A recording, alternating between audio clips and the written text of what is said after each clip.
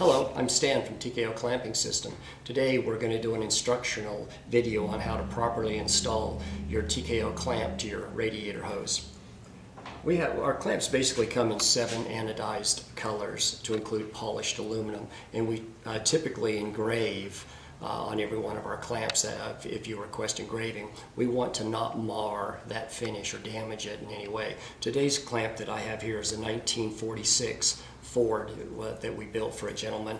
What I want to show you is that there are ways of installing the clamps that you don't damage them. If you take a pair of channel locks without any type of soft jaw application on them, they will damage them, scratch or mar. What we recommend is that you take your channel locks and you just wrap them up with tape. Doesn't matter what they look like, you're just trying to protect that surface while you attach the clamp.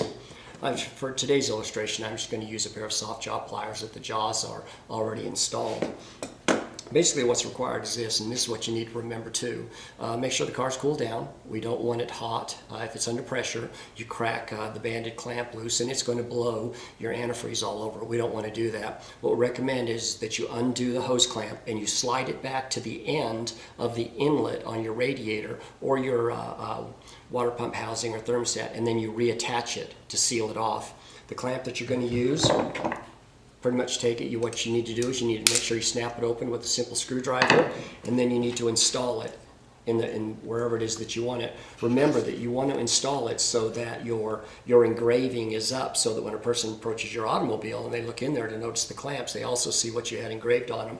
What we recommend is that you take your pliers and you slide them back so that the one jaw is just barely on the flat. That's so that when the clamp closes, it doesn't interfere with the pliers. And this jaw here shouldn't go over this elbow, because if it does, the flipper is going to try to go down and latch, and it simply won't because it'll be obstructed. Then we recommend that you pull it together with your fingers, snap it in, and then take your clamps and finish it off. And that will properly install your hose clamp. Remember what we said, each clamp comes with a compliant liner. If it seemed it went on too easy, just add a little bit of liner and reapply. I hope this answers any questions that you might have. If there's still some concerns, you can call us at TKO Clamping System or send us an email. Thank you.